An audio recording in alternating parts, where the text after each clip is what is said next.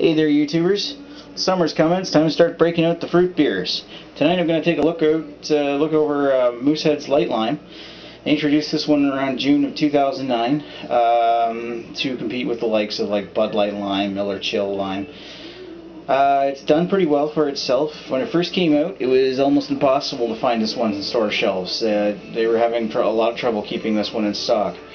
It's become a staple of the NB liquor since, and imagine other liquor stores in the region.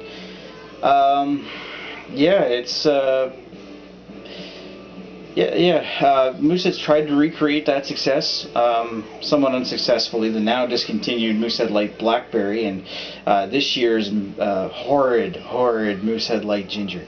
Can't stand the ginger.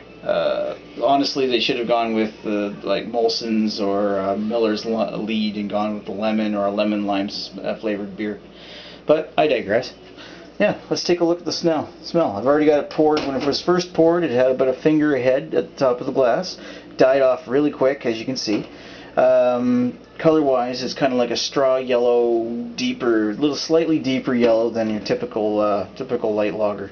There looks like there's decent carbonation inside of that glass, but not an incredible amount. I've seen worse. Let's give it a sniff. You mainly get like the citrus sour lime,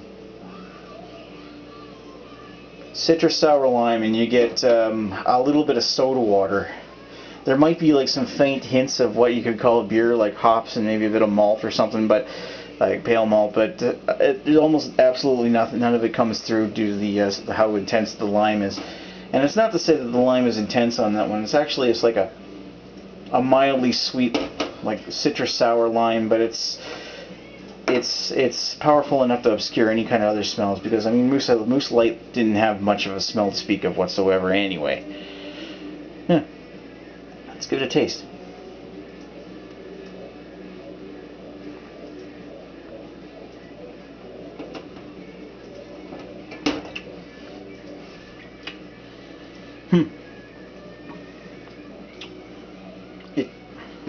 The taste is predominantly sour lime, and not so much sour, more like a sweeter to sour lime. It's not incredibly sour, but that's what the kind of taste that it imparts. And you also get that taste of soda water. On the front of the tongue, you get like cereal grains, like oats, and a predominant amount of corn in the aftertaste. It kind of tastes like if you ever exclusively picked out the green Fruit Loops in your cereal. It tastes kind of like that. It tastes kind of like Fruit Loops almost. There's a touch of bitterness in the back of the tongue, and it goes down the back of the throat.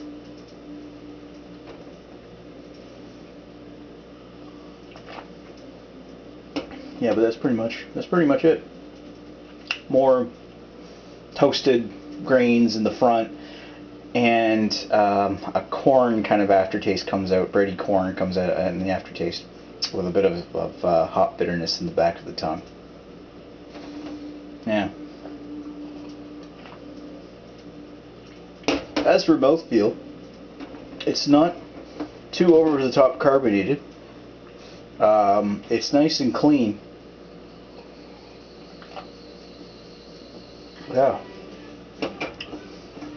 The carbonation isn't too bad, and it goes down quite smooth. And I know from personal experience that this on a nice warm day, when it's served ice cold, is actually quite refreshing.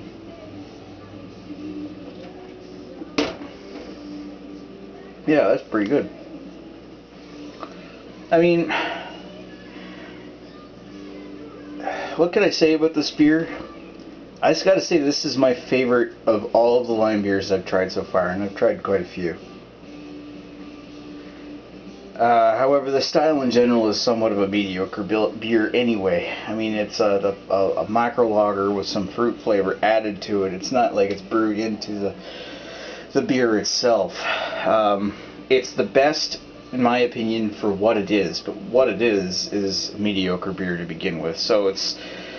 What have I got to give it for a rating? I'm going to give it a 3.5 out of 5. Oh, excuse me. No With change, yes. No charge. That's what my fiance says, yeah. I think that might be copyrighted by JJ Dave, and I don't want to take it away from him. Yeah.